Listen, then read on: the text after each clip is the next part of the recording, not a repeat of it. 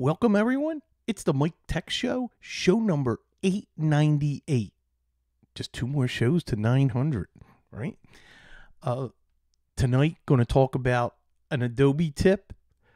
I want to talk about the app ClipChamp from Microsoft that let's talk about that. The Microsoft Authenticator, a problem that I've ran into. Great emails where a site to test and learn DMARC, going to talk about some password protection software, and a listener sent me a link to Mailjet. You are going to love that. So first, I want to mention, and if you're watching on the YouTube, I'm wearing my Phillies hat. Now, this hat is the official spring training hat, and I collect them now. So this is the hat that for 2024 during spring training, they're going to wear this for, I was going to say the month of March, but spring training, and it's why I'm excited. This weekend kicks off the first game that I'll be going to, and I have season tickets to the 16 spring training games and can't wait. The first game is an away game in Dunedin, which is actually closer than where the Phillies are. Remember, where I'm at in Florida is the center of spring training heaven. That's literally for a lot of the teams. Next, my oldest son comes down for a week next Friday, and then the week after that, my son Ryan comes down as we're going to lots and lots of Phillies games together. So can't wait. Even going to a Flyers Tampa Bay Lightning game. And that was, matter of fact, I just got the tickets today. I have a client down here that is a season ticket holder for the Lightning. Now, speaking of clients and down here, I want to thank Scott, who is a listener to the show and a resident very close by to where I'm at. And he sent me a business referral that I'll be on site tomorrow. So can't wait for getting out. I have not visited many clients down here, so I do everything remote. So it's nice to get out, and can't wait to help them. And then I'll talk about, I think they got a new laptop and a new desktop, and I'm going to be using Fab's auto backup to transfer the files from the old laptop to the new one, the old desktop to the new one. So, it shouldn't be too bad. And they have a whole bunch of email questions and some things. So that is tomorrow. All right.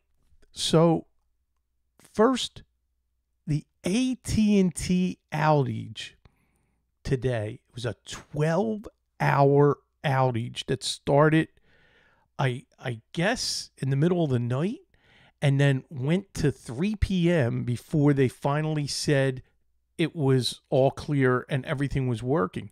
But if what I'm reading here, I'm a T-Mobile customer, but if you're a Verizon or T-Mobile customer and don't have friends or family who use AT&T, you may not have even noticed the issue. I started reading a lot of posts on Facebook that was alerting to me, but I did not have any clients call me. And it depends on the areas, because I'm mostly in the Northeast corridor, Pennsylvania, for all of our clients. So I don't think they were impacted. So there was a temporary 911 outage on some parts of the southeastern United States. So what caused it? Well, it's unclear, and AT&T hasn't identified any specific cause. And they're now probably putting together, spinning it. So the question, the government looked at this. I mean, was this an attack? Is this, what was this that caused the cellular outage, because I think that's our biggest fear, is the internet and the cellular and the internet infrastructure in the country is concerning. Satellites, this is the, what would we do if you had no phone? You look at how dependent we are. To me, an internet outage is like having no electric, so it's just as bad. So can't do work, can't do business. So I just wanted to pass that on. I'm waiting on when I'll see, or if anybody sees any kind of an explanation. Hey, email me, miketechshow@gmail.com, and I'll definitely, link it and cover it in the next show. So, all right. And it's funny. I always recommend cellular as a backup in case your main internet goes down. You want to be able to tether your cell phone, use your cell phone as a hotspot, and be able to get out to the internet. But this is the reverse. Okay, let's talk about, let me get my notes up. Let's talk about the Adobe tip. Here's what I always, I forget about this, and I think this feature used to be free, and it's no longer free. If you want to encrypt a PDF, so a couple weeks ago, I had a client that needed to encrypt PDFs, and she was forced to buy the Pro version of the, in order to in order to encrypt the PDF. Hold on a second. I want to see now. I can't find anything here. Hold on. Export.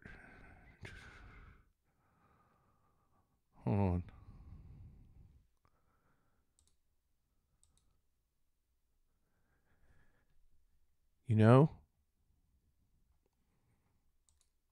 It's funny.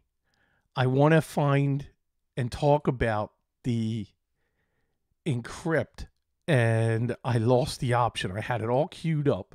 So give me a second here.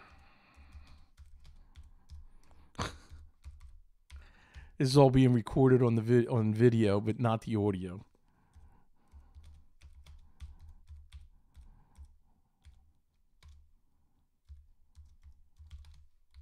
All right. Save as.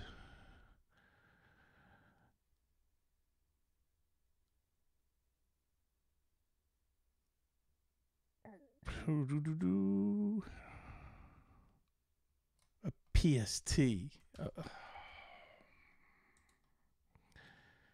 No. It would help if I can type.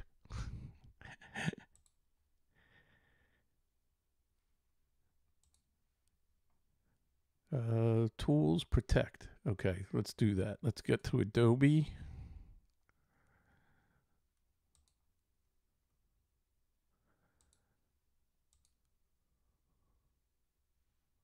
Okay. All right. Now let's go. So I had to pause just to look this up. I had it all set, and then it went away. It's not obvious, but you have to click all tools, then protect a PDF. And now you're going to be presented with the different options, which is protect with a password, remove hidden information, and then you got advanced options: encrypt with certificate, encrypt with password, set security properties, create a security envelope, manage security properties. The big thing was encrypt with a password, which is what my client wanted to do. Interesting. A new referral from one of my clients, and this started a few weeks ago. The person needed to be able to send encrypted email.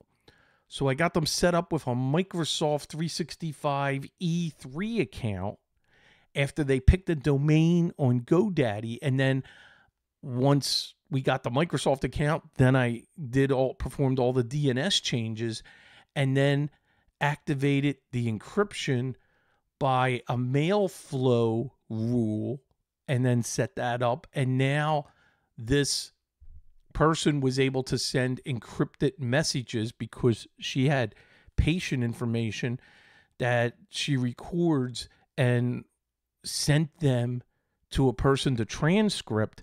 And that's when they were discussing that with one of my clients. And my client said, "Are you encrypting that? You got to talk to our IT guy." And so that was a great referral for me. So remember that when you're sending anything over open email and it's not encrypted and it's got any kind of sensitive information, you got to make sure you're password protecting the file you're sending, or making sure you have encryption built in to be able to send the file encrypted. The person at the other end will have to click on a link, verify that it's their email, and then they'll be able to download the file, and then they'll be able to reply, and it will be encrypted as the reply goes back. So wanted to quickly talk about that. Mailchimp. This is, Mailchimp, or excuse me, I keep saying, I'm thinking of Mailchimp. ClipChamp. I don't know why I have trouble saying that, but I do. And right now I'm putting it on the screen. The first link in the show notes for tonight is ClipChamp, which is a quick and easy video editor. But you need a Microsoft 365 account, and it can't be just basic. You're going to have at least standard from the business end, and you can start creating videos, and no expertise required. So since this is now coming with your Microsoft Office subscription, if you have a business, 365 account, I want to know, is anybody using this? Is it any good? Is it worth recommending? Is it worth someone upgrading their licensing to be able to get it? There seems to be a lot of features. I have not used it, so I'm just kind of throwing it out there. Hey, can you, let me know, do a review, write it up, or send me an audio file if you want to talk about it. And let's see how it is, and I'll share that with everybody. Here's what I'm running into now. The Microsoft Authenticator app. When I bought a new cell phone, I went from the iPhone 12 Pro, a few months ago, to the 15 Pro. Well, guess what? The Microsoft Authenticator app, the app transferred, but guess what? None of my setups for my business clients. So the first thing, and I wanted to bring this up, this is important. If you know you're getting a new phone, well, this is what you got to do first. And I did not know, and I did not do this. And I no longer have access to my older phone. So here's the link. How do I transfer my Microsoft Authenticator app to a new phone without backups or access to the old phone?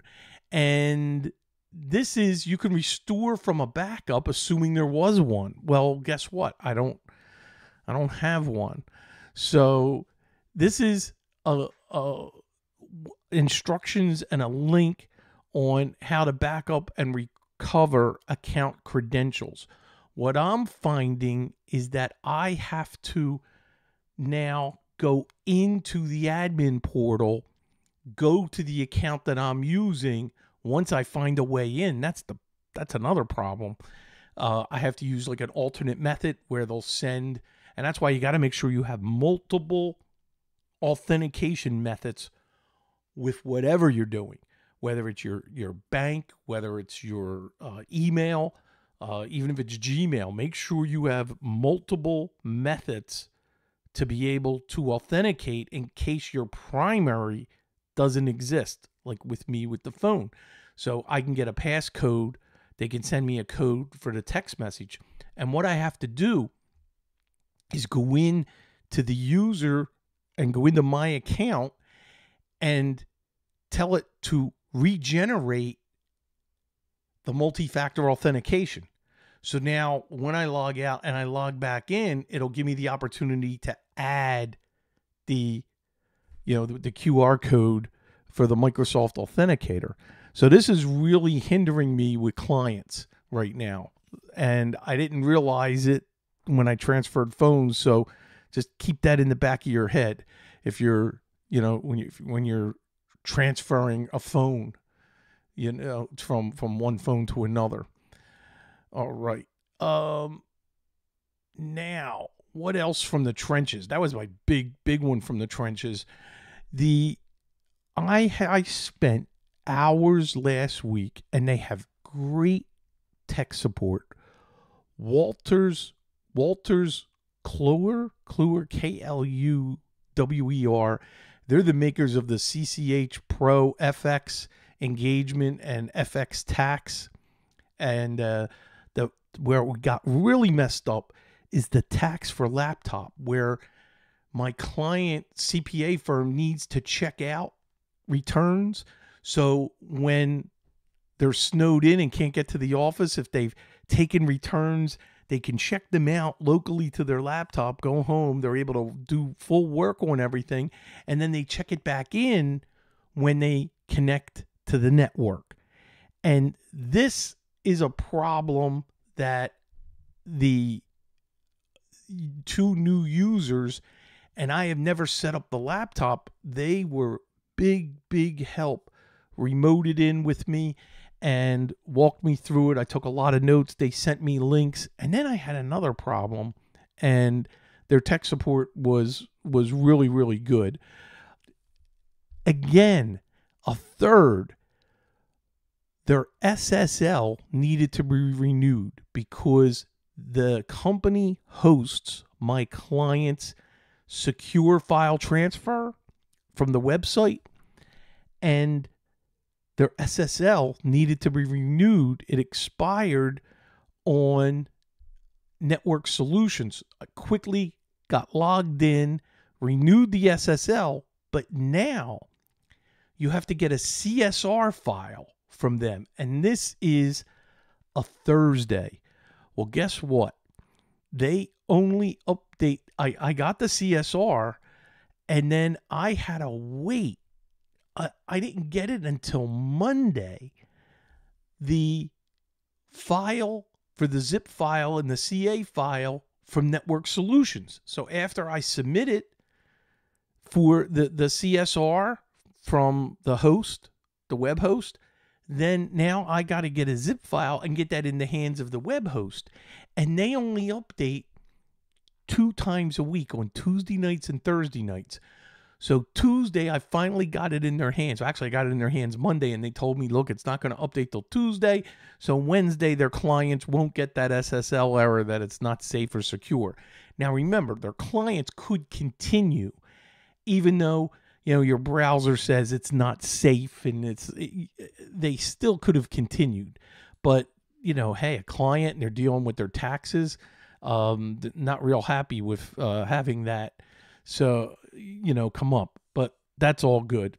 So last week was like CPA week. As a matter of fact, my son, one of our other CPA clients, everybody's getting new laptops. And so he needs to onboard all those laptops, and he goes on site, and he's going to be on site all day Monday, just doing the laptops. And what I'll do is, once he gets it all set up, gets the software installed, gets everything configured, gets logged in, and gets our remote software, he'll get our, make sure instant house calls on there and make sure Synchro.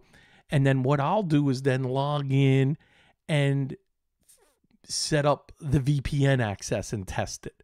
So this way they can access their tax software and everything when they're remote. We're getting lots of new laptops. Matter of fact, my son had to transfer data and installed one for business today. We just won a proposal that, boy, I forgot about it. We submitted it like weeks ago. And this proposal is for the new wiring and networking for a plumbing office where they're moving. And so we partner with a small company that does wiring, and my son brought them out on site. They put an estimate together for us. We submitted the quote, and then they're like, okay, get it all. Let's do this right away. And I'm like, I gotta order the rack. I gotta order the shelves. I gotta get the patch panel. I gotta, all this stuff I have to order. Well, a lot of it got delivered today. The rest of it's getting delivered tomorrow, and hopefully get everything, we'll get everything going, get it set up. So I got that going on, and then we're still waiting for the cigar place, the cigar lounge. We're waiting for their construction to finish because we have all that network gear to set up with the switch. I have a firewall because they're going to have dual internet coming in. We want to have a failover, all the Wi-Fi. So we have that going on. So a bunch of projects happening. Let's get to email because some really, really cool stuff. I have 4 emails here, and we're going to talk about password managers. So Daryl sent in, he said, I would like to nominate Eenpass, Enpass. I'm going to have a link to this. It's Eenpass.io. The big draw for me is that you can sync it across all your devices, but not like OnePass or Dashlane. There is no central server for everyone. You set up your sync on your own. Google Drive, iCloud, OneDrive. Oh boy, I like to have a server.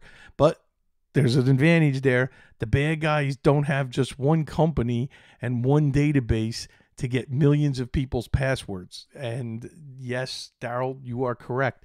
But I'm also going to put a link out there for RoboForm. Today, client uses McAfee TrueKey, and it stopped working properly. And he rebooted. He has a Mac, and the problem was the sites that he's going to. It's not putting the password. It's not. It'll put the login, but isn't that the whole idea of a password manager? And we went and verified the password's there. It's not sending it. So I don't know, a bug or something happening. He says, Mike, I'm ready to throw this out. I've been having only issues. I said, look, let's get RoboForm start. So he signed up, downloaded it. Well, there's an export feature for TrueKey. We exported to a CSV file. RoboForm imported it perfectly, and it started working immediately, and he didn't have to re-enter all of his logins and passwords, and it was all just perfect, and it synced to his phone right away after he signed in on his phone. Happy. So because of that, I wanted to add RoboForm to the Eenpass. I've never used Eenpass, and Daryl, thank you for the review of that. I appreciate it. Let's talk about, Joe. This is just a message. He says, my 6-year-old Dell desktop running Windows 10 has gradually been slowing down over the past year or so. I was attributing it to issues with the Firefox browser collecting a lot of junk over the years. My load speeds were getting atrocious, and I was waiting over a minute to have most web pages fully load. Boot up times were getting worse. New program installs were taking a lot of time, to just downright failing. I sought out a new browser, and you had suggested Vivaldi, which I did try but was unable to install for some unknown reason. I then did some Firefox research, and I came upon doing a refresh, which is what I talked about, of Firefox as one solution to speed it up. It gave you a few options and even allowed for you to continue using your existing add-ons and extensions and saved passwords, which is the option I settled on rather than a fresh start from scratch install of the Firefox browser. It was a little complicated to complete, but wow, all my startup load time issues and web speed issues disappeared with the refresh install. May I suggest to all your listeners out there with probable Firefox issues to try a refresh install, and hopefully they will be just as pleased with this fix as much as I was. And go Phillies, because he's from Philadelphia area, Joe, and we've actually been to some spring training games in the past. So thank you, Joe, for that. Now, interesting, what I would do as a safety factor, I forget what program it is, but go through my website. There is a utility that allows you to just save all of the info you want and maybe just the bookmarks. So save that, save the bookmarks, and then start doing a refresh or something. You just want to make sure you've grabbed the essentials in case things go wrong, you know. All right, this is from Larry, and he got this link from Steve Gibson's Security Now podcast, and I have to pass this on. This is required. It is www.learndmarc, that's DMARC.com, learndmarc.com. And what I'm going to do is now refresh this screen, and it looks text as it's coming out, and it's going to give you a unique address to send an email. And what you do once it receives the email, and it's waiting for the incoming email right now, I'm not going to do this, but you need to do it. You copy that email address, send an email from the domain and email that you want them to check, and it's going to do an SPF check, a DKIM check, and a DMARC. And boy, I learned more than I wish I had this as part of my SPF DKIM DMARC show. What a great additional link to have. This, check it out. It will absolutely help you. You definitely want to look at this. Next is an email recommending Mailjet. And you just want to go to mailjet.com. How would you like, all of the SMTP relay issues that we're all having, because, they're trying to block that and make it, incredibly difficult for you. Well, Bill, thank you. He's like, don't bother doing the work to use the Microsoft relay. Use mailjet.com. It is free unless you have a very large amount of relays a month. We use our account for a lot of clients. Cheers. Bill, thank you so much for this. This is going to save me, my clients, and I'm sure a lot of yours, where you need to be able to do an SMTP relay from a copier scanner device. This is it. You're not going to have to go through the pain and suffering of trying to get that account to work. I love it. What a great recommendation. We don't have a lot of links tonight, but we got some great ones. And I want to thank everybody for emailing me and just sending me this great stuff that I can share. Thank you so much. Please remember youtube.com/Michael Smith MTS. That's my YouTube site. Please click the subscribe button. Email me any tips, tricks, things, response to anything I've talked about. Let me know if you're using that video editor now from Microsoft. I really appreciate it, and I'll share it with everyone. Email me, miketechshow@gmail.com. That is it. And what's interesting is next Thursday is February 29th. I don't think I've ever recorded a show for all the years that I've been doing this. I don't think I've ever recorded one on February 29th. So that will be show 899 next week. So I'll see everybody, same time, same channel. Bye-bye.